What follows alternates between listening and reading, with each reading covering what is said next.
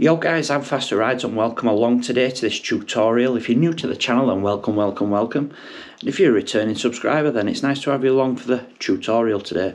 So I'm going to show you how to edit Insta360 footage in Davinci Resolve. So the only thing that you need Insta Studio for is to do the renders, and that's it. You don't have to do keyframes or anything like that. You can do it all in Davinci and it's going to be much more manageable and you have a lot more control as well. So stick around and I'll show you how that's done. So the first bit of software that we've got to open is the Insta360 Studio. And then as you can see, I've already got my project loaded in here, and all I've done is got a file that I took off my 360, which is there. Oh no, that's the render. I took it off another project. I think it was when I went out to North Yorkshire and dumped it in there. And then I've just cut this little section here. It's nothing, and you know, it's just a little run out. Right then, so what we need to do is export that now, which is kind of simple. You just press this button down here and then you wait for the window to come up. Right then, so the first setting that we do need to do is put it on 360 video. That's the first thing you've got to do. Then you've got to rename it to whatever you want it to be. So we're just going to call it Test 360. Then put it in a place, Insta360 into Davinci. Yep, that's what we're doing. So that's there. And then we want to crank the bitrate right up to the top. For this, I've recorded it in 4K. I always record at 4K at 50 frames per second. So I'm going to leave it at that because I want the picture to be as big as possible for when I get it into the other software where I'm going to edit it. I always leave the encoding at 264, and then you just go ahead on it and press start and export. And then you'll notice down here there's a timer or a countdown or whatever percentage. Now, just a note here, I have actually got flow state stabilization clicked on here because my software doesn't do a great job of it when it's bouncing all over, because basically what happened with this video is I had in fact you can see it down the bottom there. That means it's finished, that noise. I had the handheld pole that you get with the 360 and it just flops all over when it's on the motorbike. So right, we've got that now, so we need to come out of here, not bother with that. And then we need to open Davinci Resolve. All right, so the next thing we need to do, guys, is we need to install the plugin for this. So I'll leave the links in the description, but you need to go onto this site here called Reframe 360 and download it. And it's Davinci Resolve that we're going to be using because it's free software and it's brilliant. So we're going to get that. You're going to download it. And I'm going to show you where the file location for it is to place.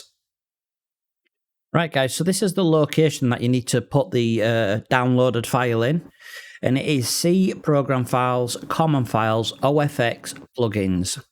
Right, so if you haven't got any plugins installed already, you probably won't have OFX and plugins there already as a structure. But that's no problem because you can create them folders and just name them exactly that. OFX. And then plugins, and then dump the file in there.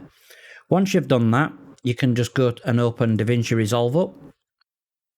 Right, so now what we're going to do is we're just going to create a new project, and we'll just call this Insta360 in Davinci.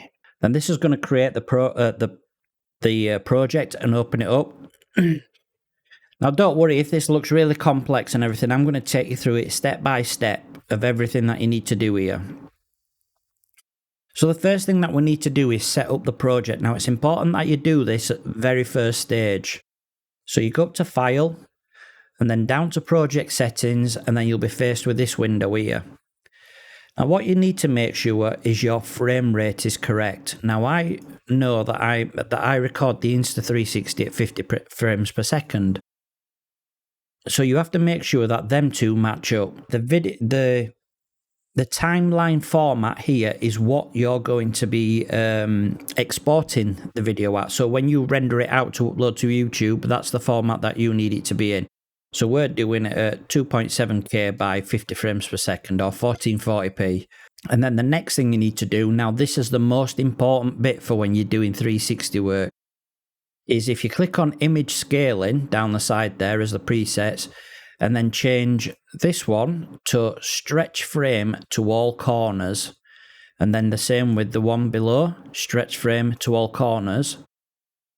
Basically what that's going to do is, because the video that you're dropping in on the timeline is much bigger than what you're exporting, we want the full image to actually overlay that window, if you know what I mean. So we have a smaller area that we're looking in, that's like a window, which we can say is our monitor, but the image of the 4K is much bigger, because what happens is Reframe is wrapped, or should I say inside a sphere, and then what it does is you can all go around and, well, I'm going to show you now. So press save, and then this is your project set up. So now what we need to do is get some media in here. Now I know already that we've got these files here.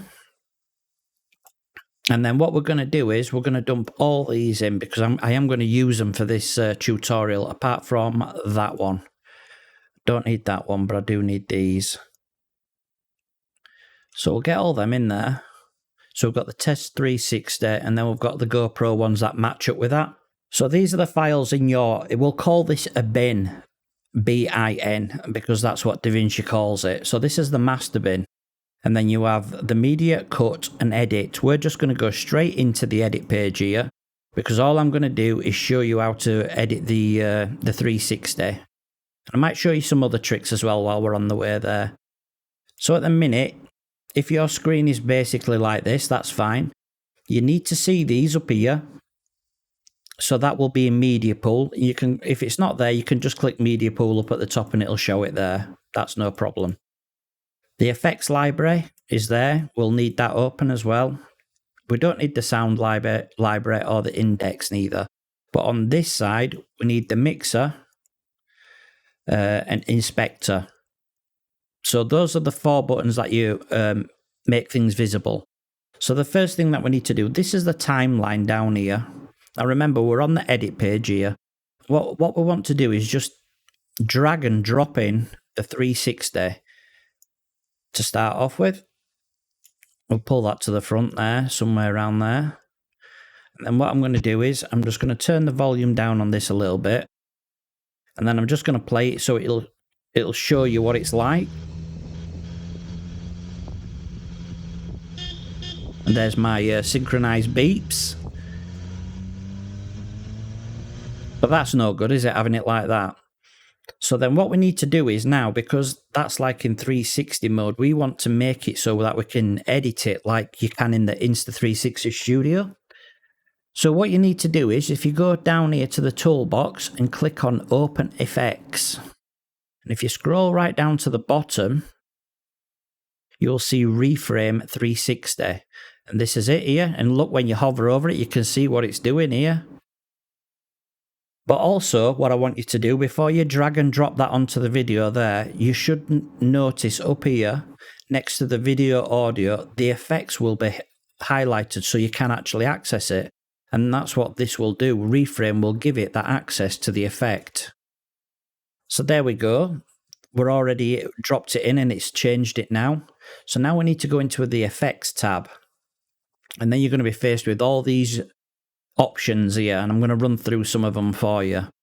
So let's just make this bigger so it's easier to see for you guys. In fact, we'll drag that down a little bit and make it as big as possible.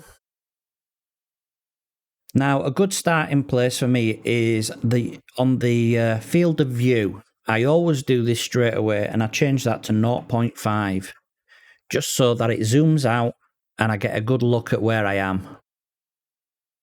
Now also what you can do here is, say for instance we want to look round to the front, you can drag this yaw bar, and there you go. You can play it from here.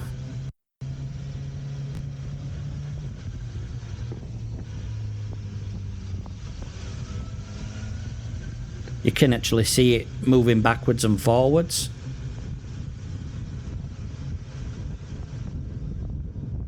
So then what else we can do now is you have lots of other control as well. So for instance, you have pitch. You can move it up and down. In fact, let's just reset that one.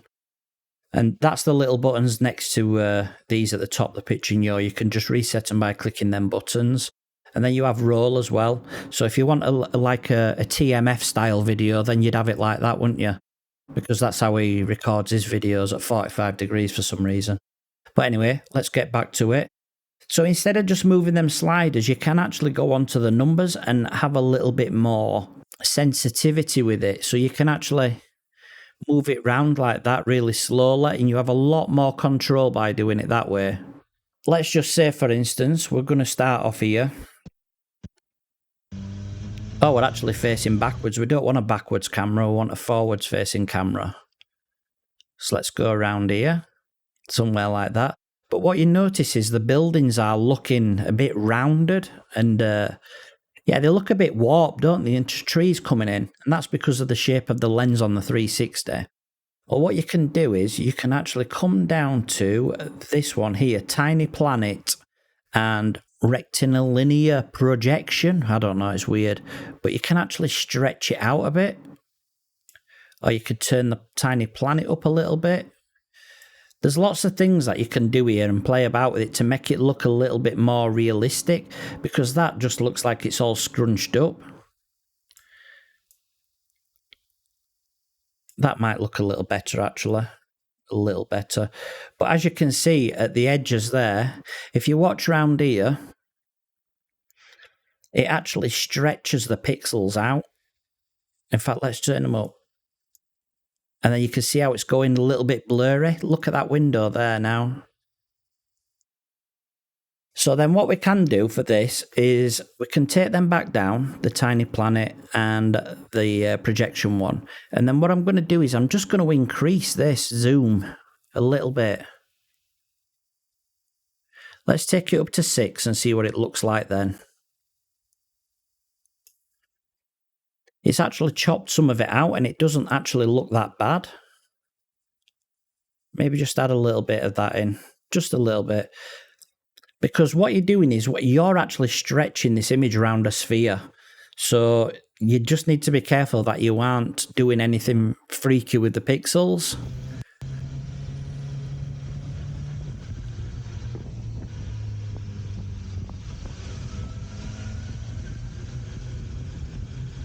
Now, that's just the very basics of this. What you can do as well is you can set up preset cameras.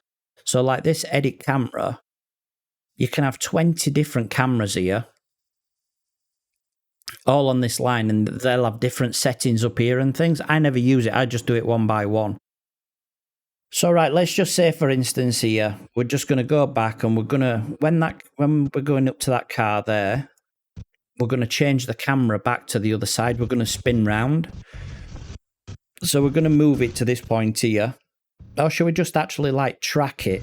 So when it starts moving off to the side, what I'm going to do here is I'm going to be altering the yaw. So I want to click this as a key point. I think you have key points in Insta360 Studio, but we're doing it all in here so that we're doing everything in one bit of software. So then what I'm going to do now is I'm going to use the arrow keys and I'm going to go forward and I'm going to move the yaw round to the point where you can see me still in it, but you can see the car. And if you notice that's turned red, that means it's recorded it. So then I'm going to go forward a little bit more, like that. And then I'm going to move the yaw around again. Maybe more, to the point where I'm looking dead central on the taxi. And then I'm going to do it again.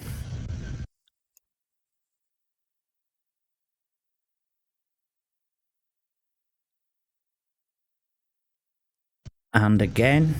But then what we're going to do this time is we're going to take that round to a rear view. Like that. Now, I don't know how this is going to look, but there's a way that you can smooth it all out. So let's just take that back a little bit. And we'll watch that in its entirety.